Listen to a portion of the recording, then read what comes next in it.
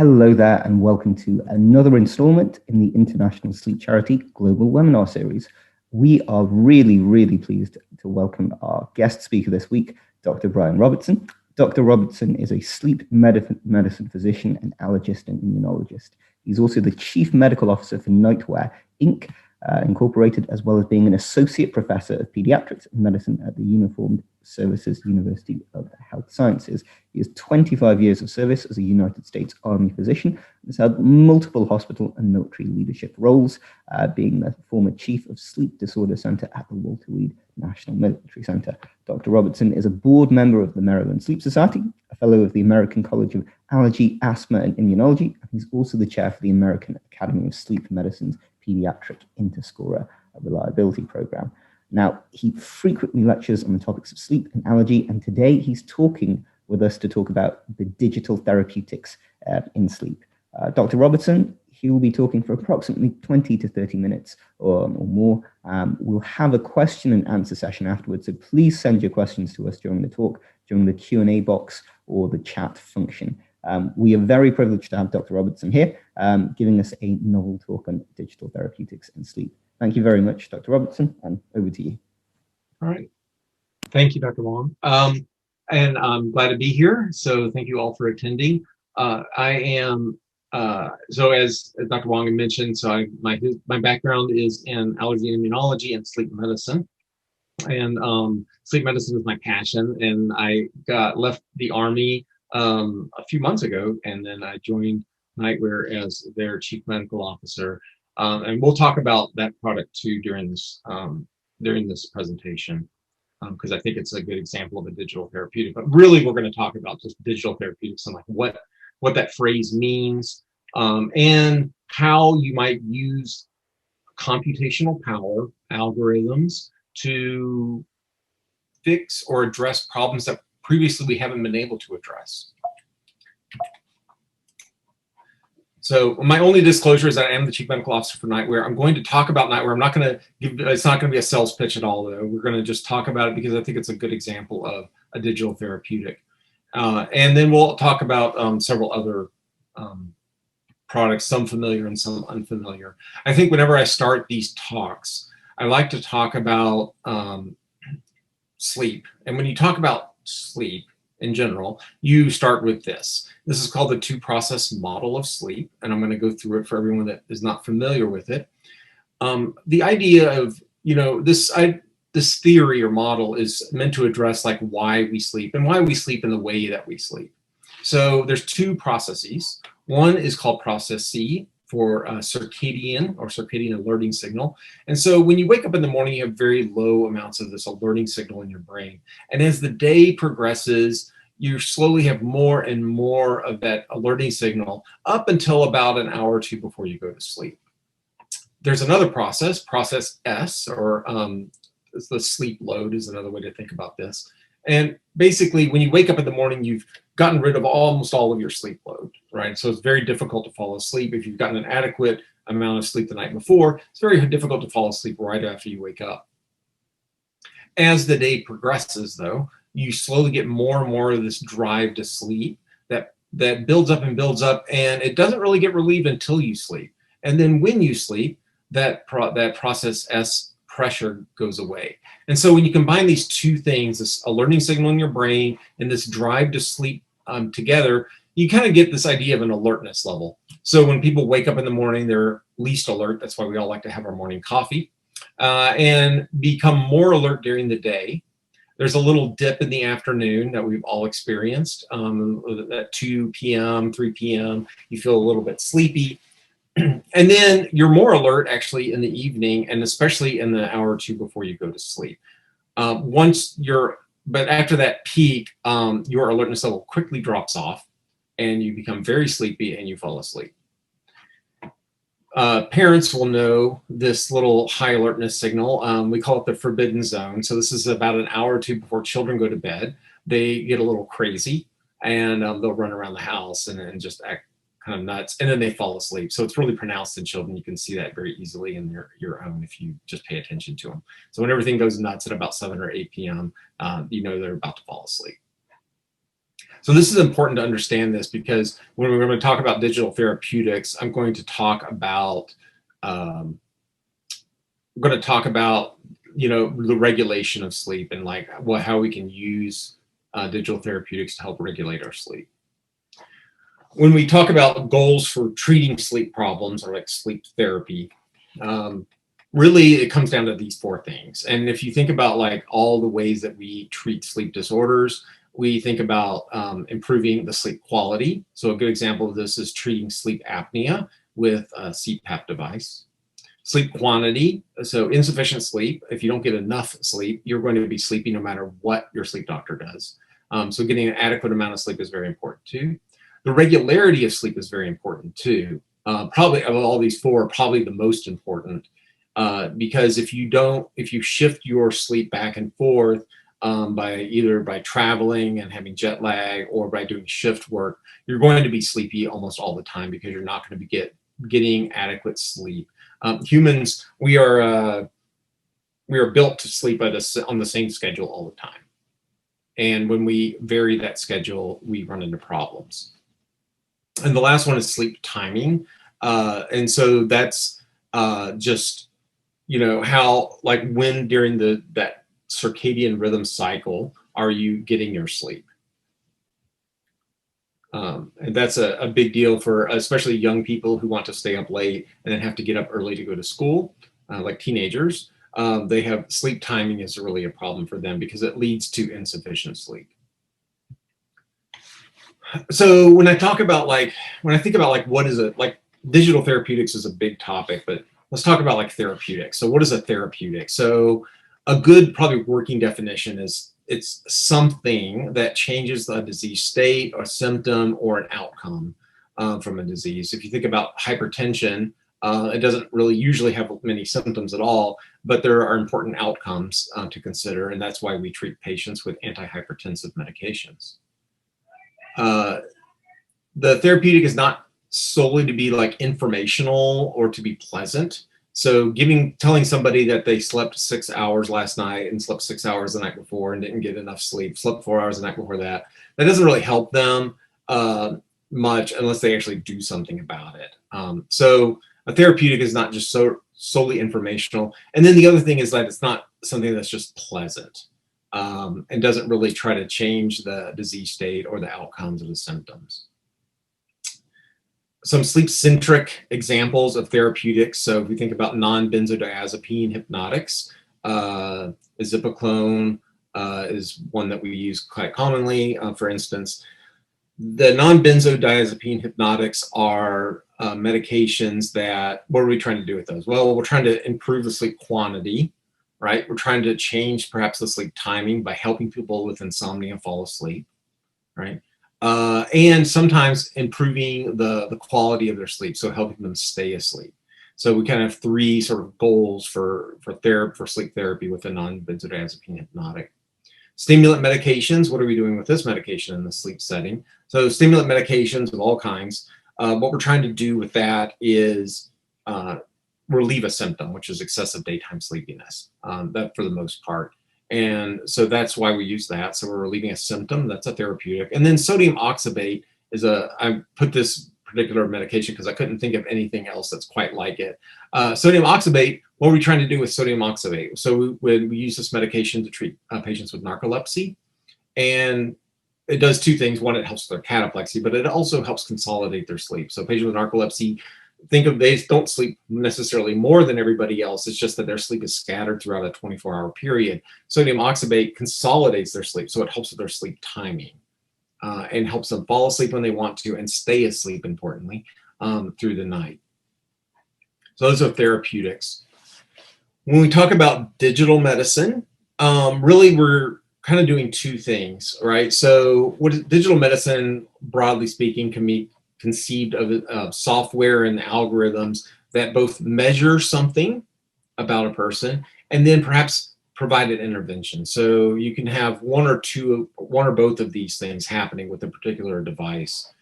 There's non-digital clinical intervention, data from digital sources that then gets combined, and you can either have non-digital clinical interventions or digital interventions. And then that data flows back to the patient too. So the intervention data goes back to the patient. If you're doing research, then the research intervention, you can get all this data that we collect from these patients can be used to improve the digital devices, which I think is probably one of the major ways which digital therapeutics differ from, say, a pharmaceutical. If I give a patient blood pressure medication, I'm not going to get a lot of information back from them. What will I get back? Well, I guess if I measure their blood pressure, I'll get some blood pressure readings that look more normal. But with digital intervention, the amount of data that you can collect from patients to benefit other patients is magnitudes higher than you would get with, say, the data that you collect by using a pharmaceutical. So when I was thinking about like what are the definitions of digital health devices, I kind of divide them into like 3 categories. So digital measurement device products, digital intervention products, and then combination products. The digital measurement products are just things, and I put a couple examples here. So continuous glucose monitors that patients wear, that's collecting information from the patient. Voice tremor sensors have been used in some patients with Parkinson's to detect changes in their voice pattern, voice tremor, which might indicate that the Parkinson's is worsening. CPAP reports are something I'm extremely familiar with. So with our CPAPs, it measures a lot of information. That information is given back to the doctor, so you can then adjust the machine to optimize it for a particular patient. And then finally, another example is fall sensors. So fall sensors are used in elderly patients. There's different kinds, lasers, cameras, floor sensors, all kinds of things. But what they're doing is measuring whether a patient is falling down or not. So it can be used in a safety used to improve safety. Digital intervention products are so we use software to deliver some sort of intervention. And I put 2 examples down here. So insulin pumps are a good example of this. We can deliver insulin by just giving someone a shot a few times a day, or we can deliver it continuously, which is what insulin pumps do. And they deliver it, of course, at a very, very slow rate. But that leads to, in some patients, better control of diabetes. And then CPAP is another digital intervention device. When they first were invented in the late 80s, it was just a vacuum cleaner blower hooked up to a tube that was blowing air into a patient's mask. They've gone a long way since then, and with the incorporation of sensors on that air column, you're able to detect central apneas in patients, for instance. You're able to detect like how often they're having obstructive events. So they've become quite sophisticated, and a lot of that is the digital part of that. So it's much more than a blower motor now. And then there's finally combination products, so that they both measure something and intervene. So there's an idea, and there are products out there. One is the artificial pancreas. So this combines the glucose monitor and the insulin pump together to both monitor the patient and then intervene as needed to control diabetes. Home AutoServer Ventilation for the non-sleep doctors out there. So AutoServer Ventilation is an extremely sophisticated product. I would actually say that it does a lot more measuring than, say, like a CPAP does. It actually measures every single breath, and it even measures the shape of the respiratory, the curve of the breath to figure out the best way to intervene and deliver good ventilation to those patients that need it with, say, central apneas. So another thing that comes up is like, well, there's like digital wellness products. And how is that different than a digital therapeutic product? So a lot of people think of this, wellness products are kind of like consumer grade tools. They can measure physical activity or sleep quality, and in some cases they might do some sort of intervention. They often have like lower standards of evidence for effectiveness. They're marketed directly to consumers. If you've seen a Jawbone or a Fitbit or Oura Ring, those are good examples that many people are familiar with. You can exercise without those things, but they can be used by some patients. They like to see the measurements so they know exactly what's happening. So it appeals to many patients to use those. Therapeutics are a little bit different. They're usually used under the direction of a medical professional, usually require some higher standard of evidence for effectiveness, and they're often really targeting a very specific disease state. In the United States, the Federal Drug Administration, the Food and Drug Administration, the difference often is a matter not necessarily of what the device does, but what the organization claims that the product does. So these are two Actigraph watches from Philips. Now Philips makes several of these. We use, in my sleep clinic, the ActiWatch 2, we use this all the time.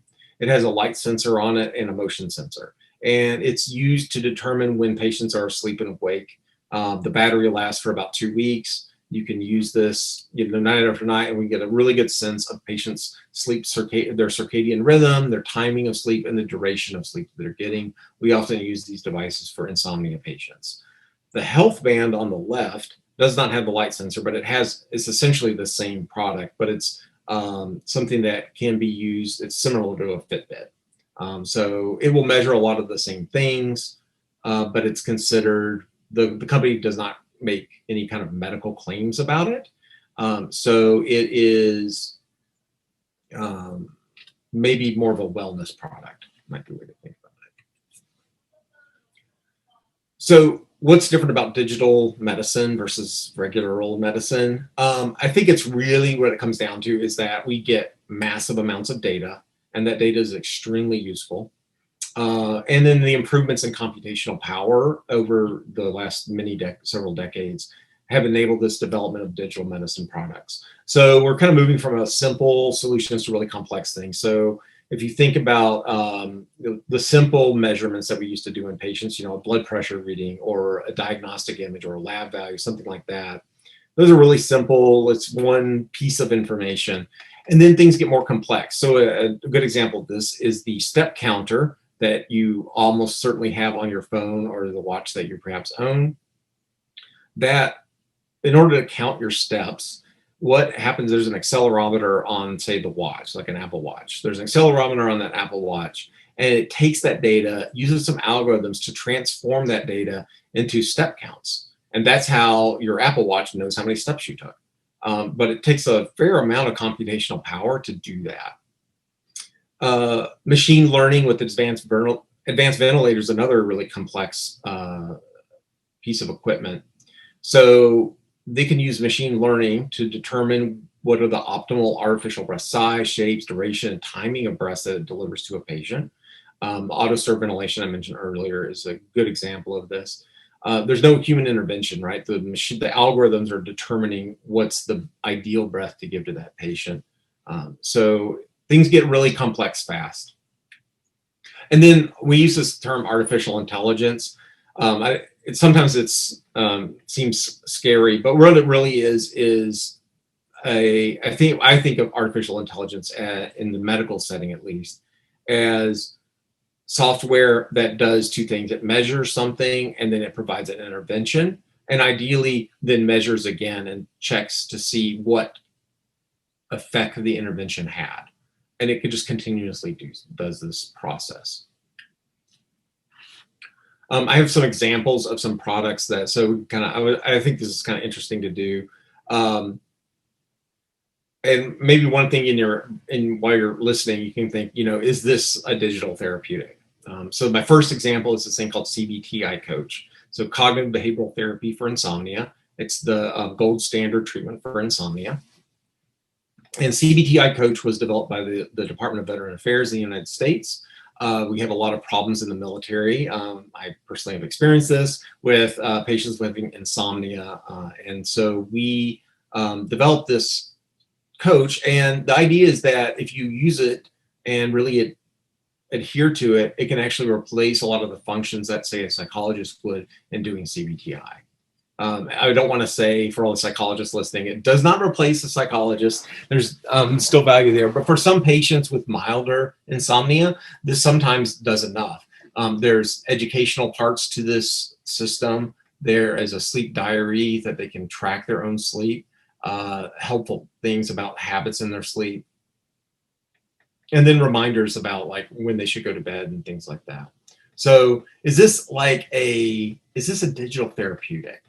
Well, it doesn't really measure anything, right? The only measurements that go into this are what the patient puts in. So if you put in nonsense about your sleep patterns. It's going to think you're doing really well. It's not measuring anything, but it kind of does deliver therapy, at least to some extent. So yeah, I think this might be a digital therapeutic, if you think about it. Here's another one. So let's say that I traveled from here in the United States to London, and I was going to do this in 11 days. You know, you're going to suffer from jet lag when you make that west to east trip in particular. And this is just as an app I actually had on my phone a while ago. A patient had told me about it. And it's called Chronoshift. And the idea is that it helps you prepare for a trip by shifting your sleep schedule. And so on the right side of the screen here, you can see, you know, if I wake up at 7 a.m., then and I'm going to bed at 10:20, I need to start avoiding light a couple hours before bed, so about 2 hours before bed. And then the next day, get up 40 minutes earlier. And if you keep going, what happens is the next day you wake up 40 minutes earlier and 40 minutes earlier until you're waking up at 2 or 3 in the morning and then going to bed at something like 6 p.m., 7 p.m. at night, effectively on a London schedule. Then when you fly to London, you know, you're in time with London and you can go visit everything and not feel sleepy for your first few days that you're there. Now, is this digital therapeutic? Well, it's based on evidence, right? We know how to do this. Sleep doctors know how to do this. We know how to change someone's schedule. And this is just a tool to help them sort of personalize that information. It's like, gives them very clear instructions about when they should go to bed and when they should wake up. There's no measurement functions with it. I kind of think this is digital therapy too, sort of. We're shifting circadian rhythms. It's helping the patient do that. It does some calculations, so based on the inputs that it gets from the patient. So yeah, sort of a digital therapeutic. There's a health app. The health app is Apple's all-in-one application for self-monitoring. If there's a body function, including periods, you can measure it with the health app. And so it doesn't intervene in anything. You know, is this a digital therapeutic? Maybe. I think it really depends on how you use it. And here's a sleep schedule, you know, but again, this may not be accurate if you're, you know, I doubt this person stayed up for 72 hours during some of these periods of time. So there's some measurement issues there with that. I like this one too. So this is, you know, this is a random relaxing melodies noise generator that people can use with insomnia to help them fall asleep. I have patients that swear by this sort of thing. They have tapes or they have records, or usually it's tapes, the older patients. But this is the same sort of thing. You're just playing some noise so that you can help you fall asleep. It's not measuring anything, but it might be intervening here, right? So I guess it sort of meets that definition of a digital therapeutic to some degree. This is a podcast called Sleep With Me. If you've never listened to this, this is the most boring thing you've ever listened to in your life. It's quite effective in making you fall asleep. So it starts out with sort of an interesting story, but the guy has an odd voice, and he rabbit trails, and he starts talking about all kinds of things and repeats himself and things like that. Functionally the same as like a tape or a record, and this might help you fall asleep. I'm not sure I would call this a therapeutic. I put this in because I heard about the shipping forecast. So everybody in England, you know about the BBC shipping forecast and how soporific it is. And so a lot of patients do swear by this sort of thing. And it doesn't have to be the shipping forecast. It can be kind of anything that really puts you to sleep. Those things can help you, but I wouldn't call these things a digital therapeutic. What about consumer sleep monitoring products? So this is a sleep diary app. And this measures, this is what I downloaded actually. So this is my information from a couple days ago.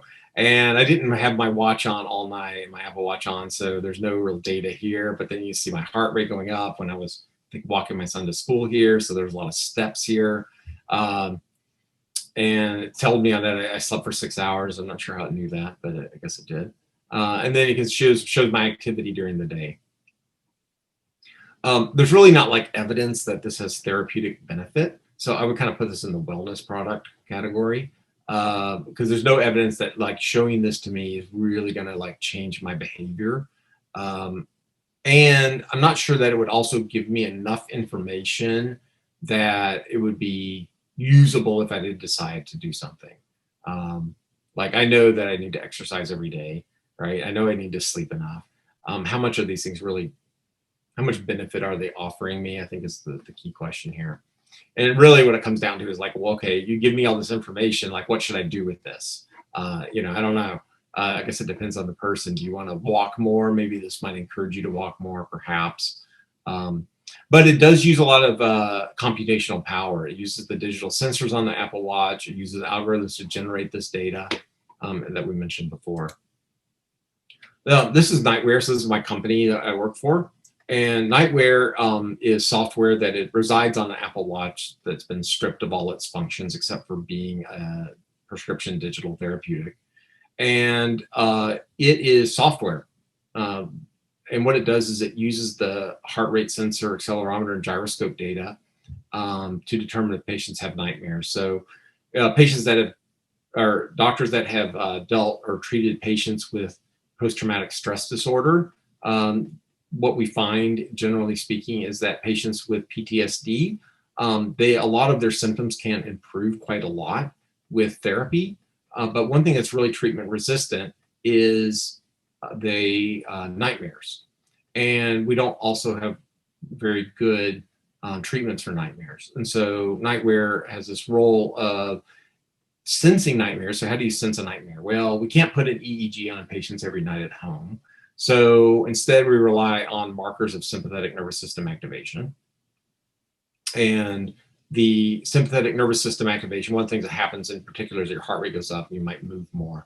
And so it determines that this patient's having a nightmare because they pass this threshold, this thing called a stress index.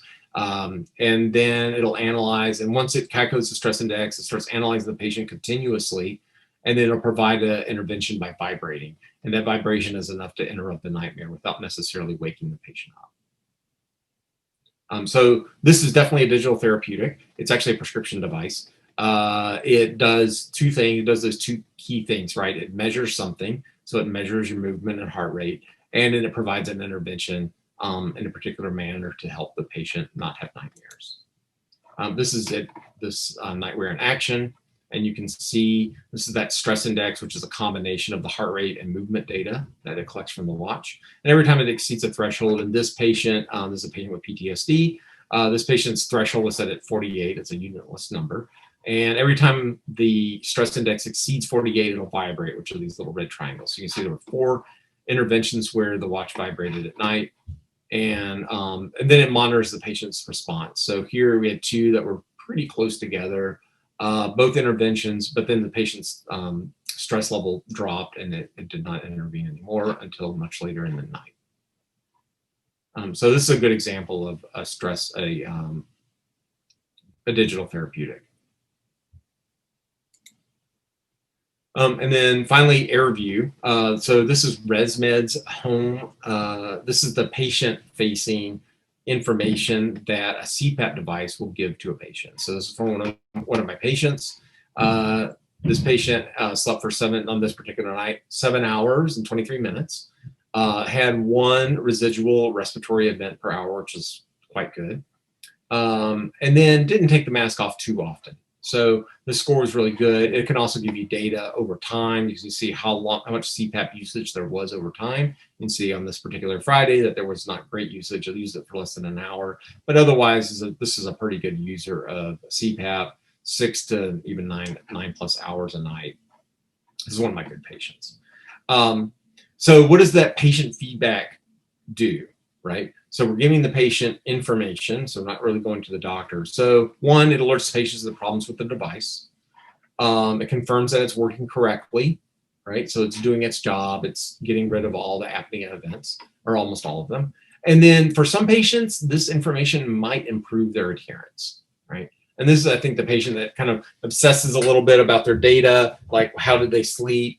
And looks, and it can provide some reassurance to them that yes, the device is working. Yes, you are sleeping enough, and it can kind of give them that feedback. So I think there's a role for these sort of patient-facing parts to digital medicine.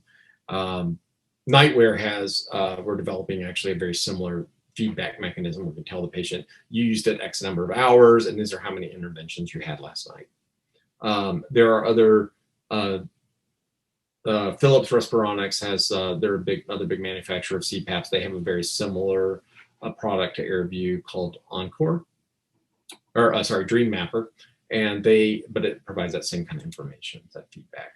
So I think the key things here to remember, like digital therapeutics are already here and they're making an impact for a lot of patients. The differences between like a wellness product and a therapy is pretty well defined, but the impact of those two classes of treatment overlap. So if I put an actigraph, which is a medical device, on a patient, I can measure their sleep and wake cycles really well over a 2-week period, but I can do a lot of those same functions, almost similar things, with a consumer device. So while there's differences between these things, like the impact of those two classes of treatments can overlap, I think, in a lot of cases, which is something to consider. And then I think you can expect that as we continue to improve our computational power and the amount of data that we collect increases over time, we're going to see continued expansion of digital therapies. There are all kinds of problems that we haven't been able to solve for a long time that digital therapy might be able to solve. And I'll leave you with this one little nugget. There is a real problem with some kinds of patients that need to take their medication on a regular basis, but there's no way to tell whether or not they took the pill, right? So one medication called Abilify site, it's the only pill/digital therapeutic in the United States that's approved for this. There is a chip in the pill that when the patient swallows it and it comes in contact with stomach acid, it sends a signal to a sensor outside the body and tells you, like, yes, this patient took the pill, right? So it's solving a problem that we have not been able to solve in hundreds of years, which is is the patient compliant with their medication?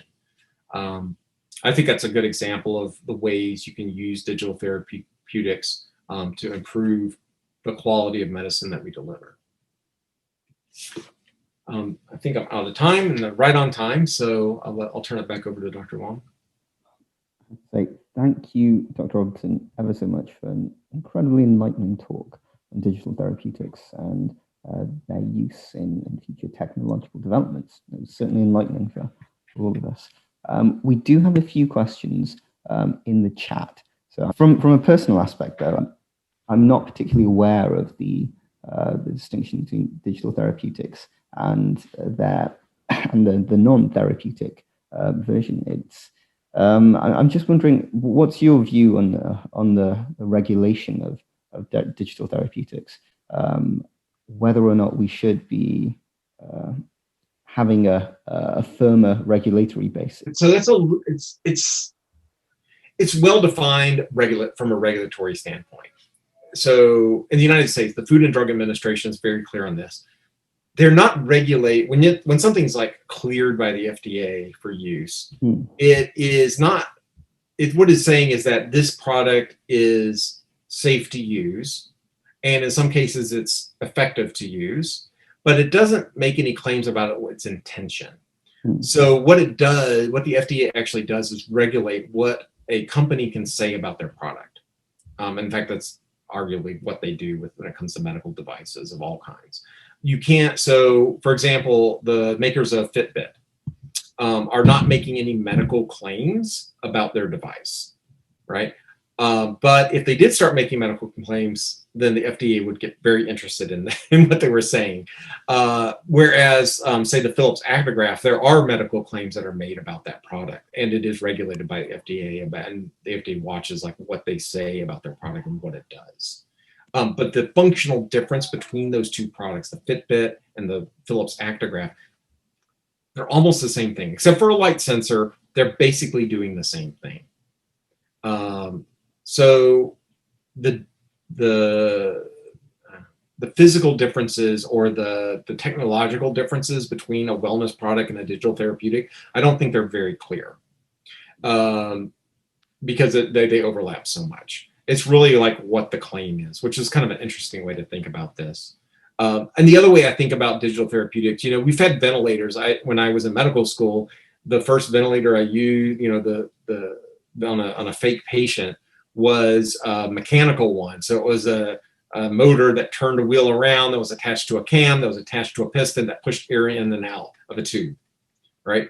There's nothing digital about that ventilator. Now, if you look at a ventilator that's used in a modern hospital now, they're extremely sophisticated. There's a lot of circuitry, there's a lot of software that's involved in running that device.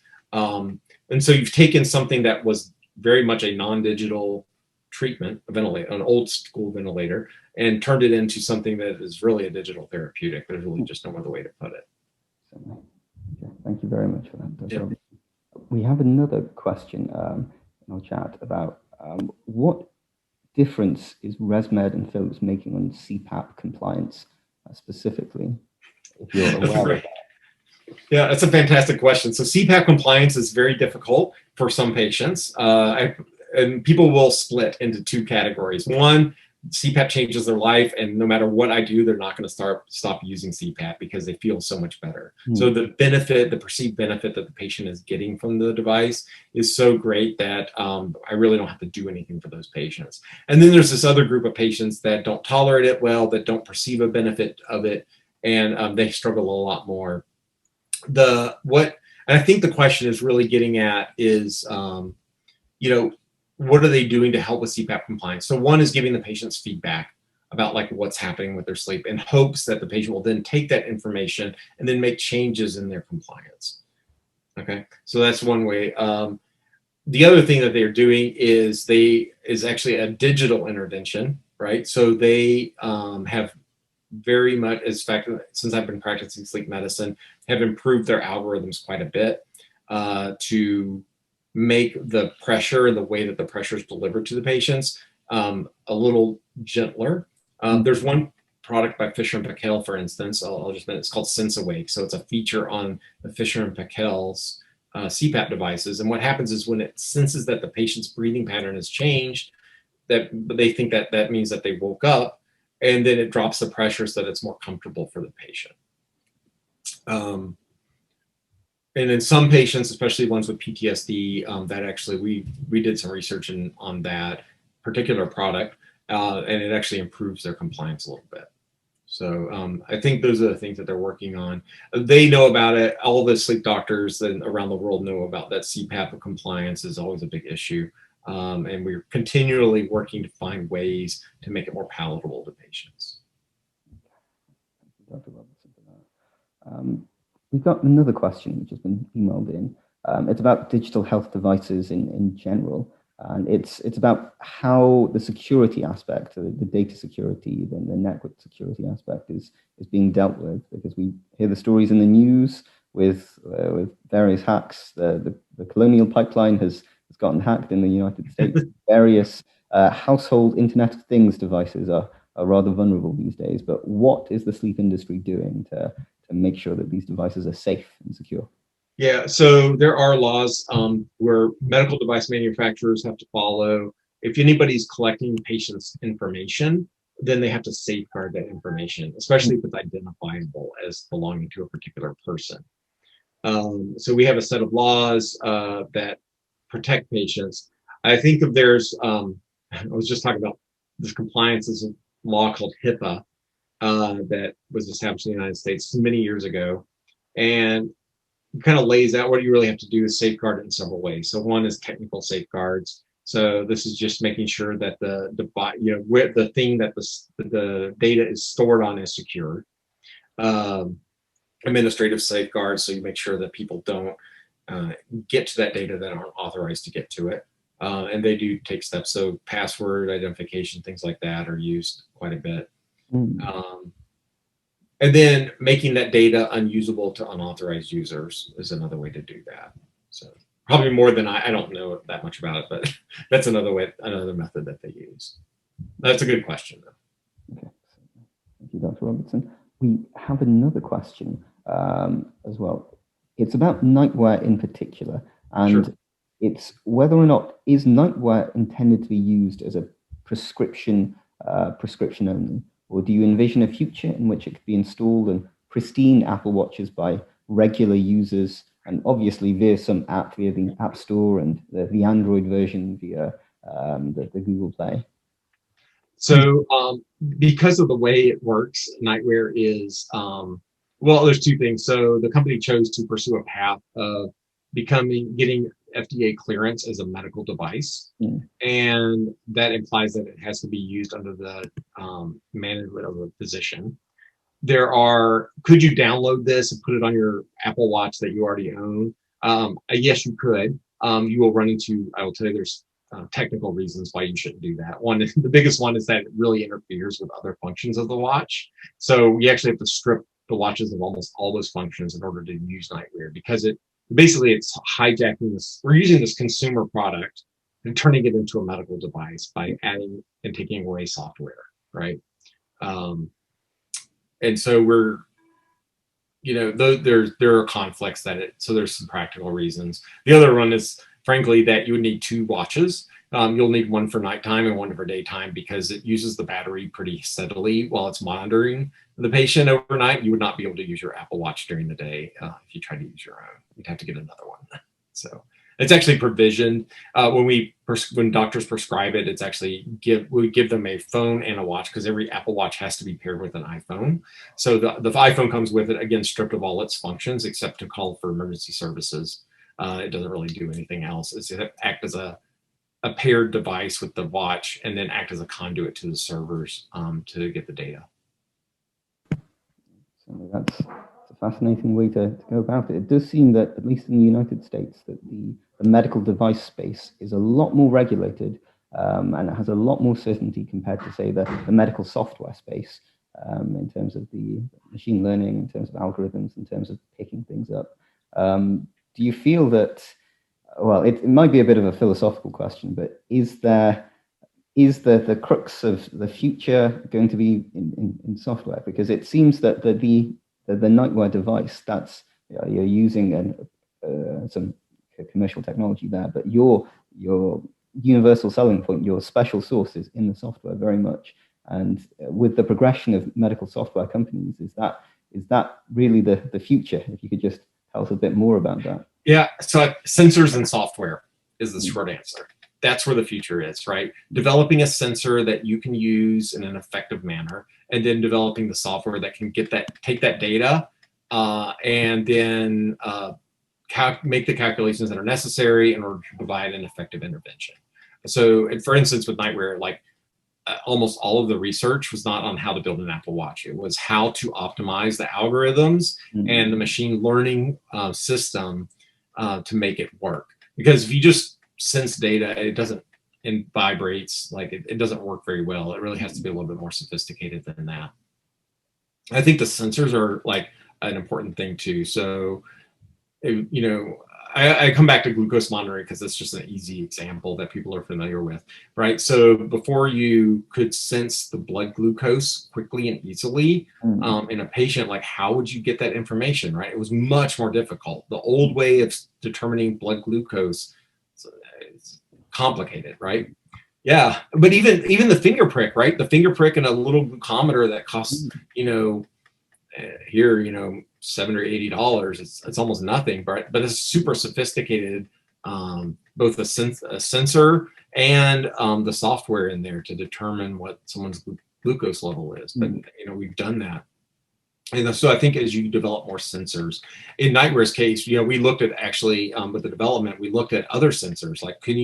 There's this thing called a galvanic skin response, and when people have a sympathetic activation, the conductivity of their skin changes, right? But we didn't do that, right? And one of the reasons we didn't do that was because there's not a good, reliable way to get galvanic skin response in a patient at home night after night after night. We just don't have that technology. Doesn't exist. If someone developed a sensor like that can measure galvanic skin response reliably and cheaply and easily and repeatedly, most importantly, I think we could incorporate that information into our calculations to determine when to intervene for a nightmare. So I think those are the two things: sensors and software. It's what it's all about. Okay, certainly. We do have another question about some specifics about Nightwear. So if you could delve into a bit more detail about how Nightwear determines some differences between the different types of sympathetic nervous system alteration it seems to target.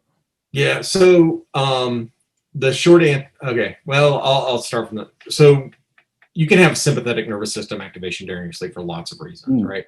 The two big ones, though, are nightmares and sleep apnea events. Sleep apnea is a very common problem. And sleep apnea in many, many patients, what happens is you feel like you're choking because your airway's collapsing. And as your airway collapses, you feel like you're choking, you get excited and nervous, and you get ready to fight off whatever it is that's choking you. And that means an increase in heart rate, changes in the galvanic skin response, movement, all those things happen. When someone has a nightmare and they become very afraid, same thing happens, right? Your body has that activation of the sympathetic activation. Heart rate goes up, movement, changes in the skin conductivity. They're almost the same thing. And so one of the things that we do with patients, now, if let's say you had someone with untreated sleep apnea that was wearing a NightWare watch, what would happen if they had a sleep apnea event? Well, the watch would vibrate. Now, it's not going to do a thing for their sleep apnea. They actually just need to go get their sleep apnea treated, but it'll vibrate. Now, the other question is, like, are those vibrations that are not necessarily related to nightmares interfering with sleep? For NightWare, what we know about it is that over intervention is actually much preferred to under intervention. And it turns out people can tolerate lots of vibrations on their wrist as long as they're not on the wrist, as long as they're not having nightmares. They're quite happy to have those. They don't really wake the patient up. It's not quite enough to wake patients up in almost all cases. And so we tend to over intervene because we know that we'll catch those nightmares. So with NightWare, sometimes we think of it like a service dog. So this is what service dogs and PTSD patients do. They accompany the patient, and when the patient gets really excited and nervous, the dog will like climb up on top of them and like want to be petted and kind of get their attention. So it's interrupting. The service dog is interrupting that cycle of hyperarousability and hypervigilance and stress.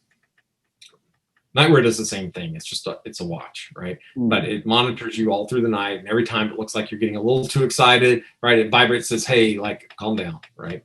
With NightWare, it's the brute force approach to nightmares. There's other ways to treat it. So there's medications that have been used. Those ideas are, the idea with those medications are to change your brain chemistry to not have nightmares. Psychotherapy makes you either not really care so much about the nightmares or changes the content of the nightmares so that they're less disturbing to the patient.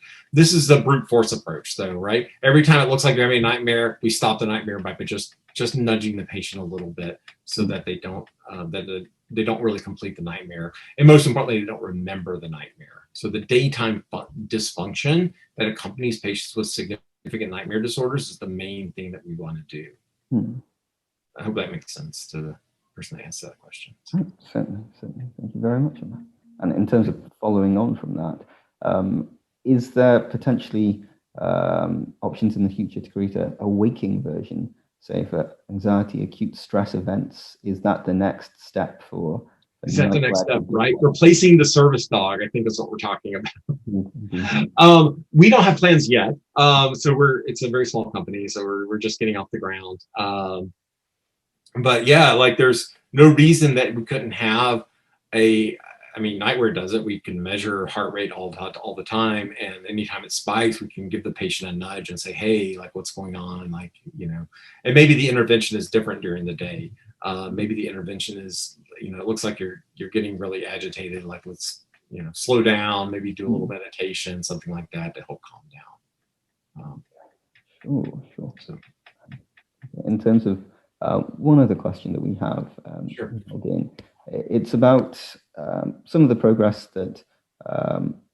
How is the progress? Because it's fascinating. One of the devices about ventilation, one of the machine learning assisted ventilation devices. But how do you see these devices affecting the traditional role of healthcare providers, such as anesthesiologists, say in theatre, in the acts that they do?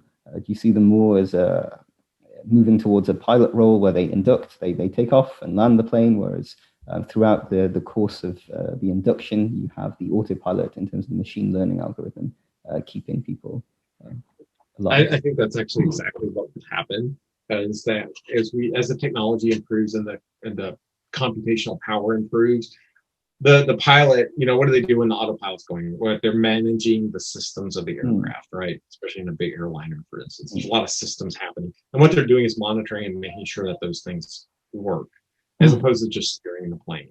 The steering the plane is a menial task. And so I think software will take away the menial tasks of many jobs, and make those jobs more focused on managing the systems that are actually doing those menial tasks. Okay, sure, certainly. And further on that point, is there anything in terms of the fields of medicine and healthcare that you can see that AI is going to have some difficulty replacing? That what should people be flooding to if they don't want to be replaced and replaced regarding AI? So I think psychotherapy is a tough one. And I mentioned that CBTI Coach. And when I was kind of joking when I said it doesn't replace the psychology. It really doesn't, right? Human connection is a very important part of therapy. In fact, we have one of the problems in psychiatric research when you do research on different kinds of psychotherapy. One of the problems they have is that they have this massive placebo effect, because it turns out just talking to another human about whatever's bugging you, that goes a long, long way for a lot of patients, even if they're not doing any specific treatment with them.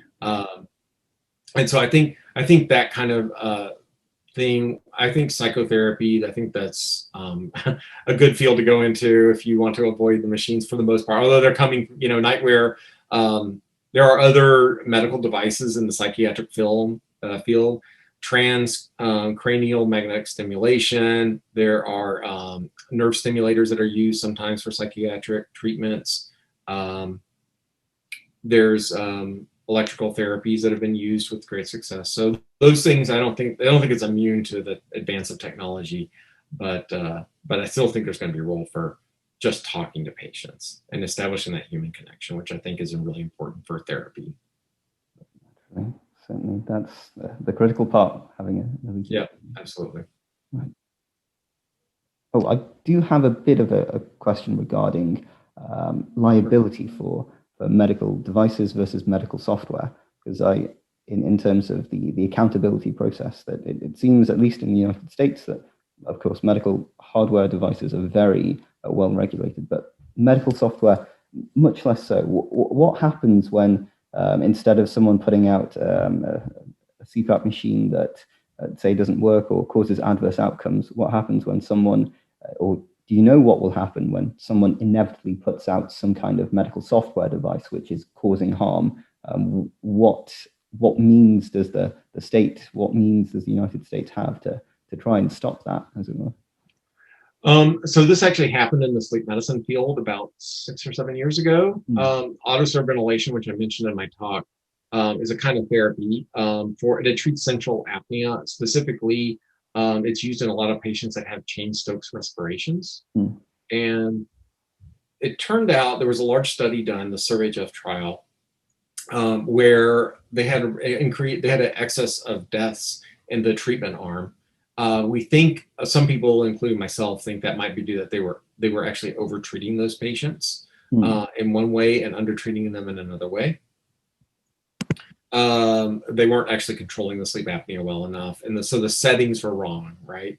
But they all have, these excess deaths happened in patients that had more significant heart failure. And so there are limitations. Now, when I prescribe AutoServer Ventilation, one thing I have to do is check their ejection fraction. And if it's lower than a certain threshold, then that's not really a good option for them. The FDA got involved with that and put out a warning that you shouldn't use it in patients with ejection fraction of less than 45%.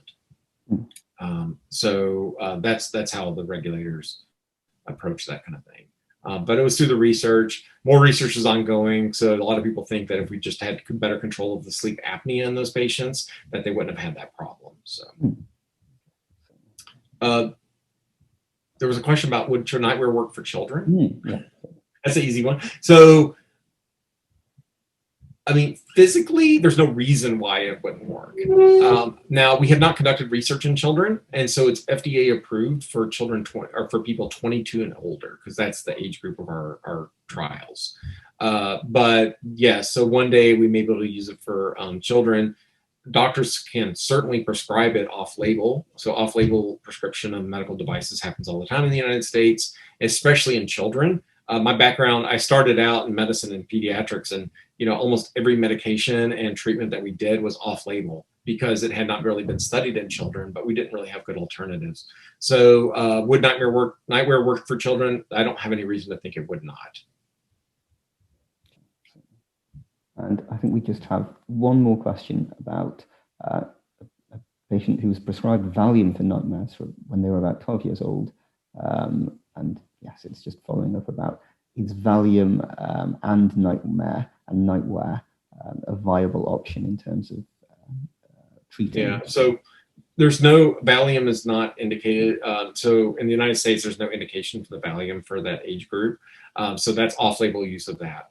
So a doctor would have to decide, and at least here, this is my experience, a doctor would have to describe what off-label treatment they would like to use, right? So I've done this with other sleep aids in children. I've used sleep aids in children in very specific circumstances, but you have to have the justification for it. You have to explain this to the patients. If you were to use Nightwear, say in a child, like you would have to explain to them that this hasn't been studied in children.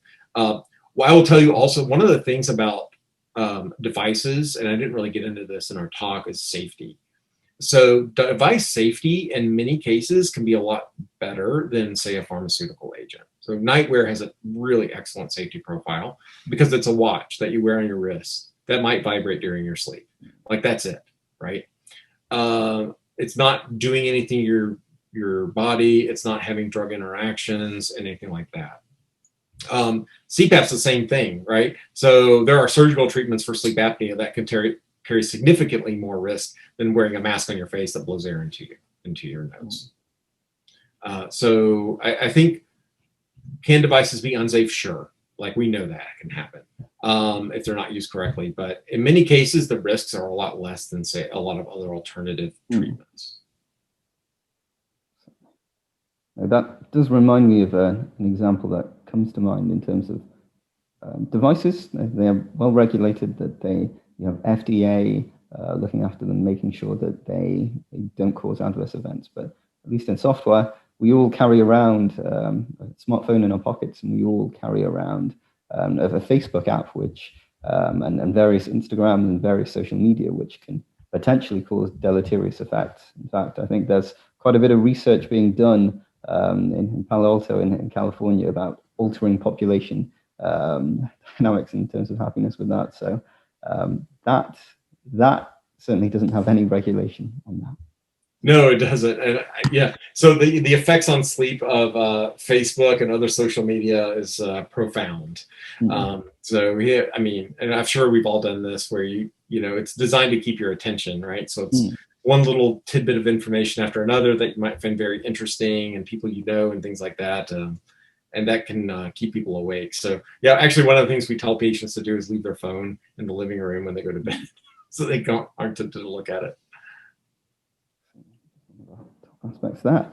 Right, so I think we'll draw this to a close. We have gone through the questions, and I have to say thank you ever so much, Dr. Robertson. It has been an incredibly interesting talk, and we, as the International Sleep Charity, in terms of all of our viewers, we'd like to thank you very much for educating us about this topic.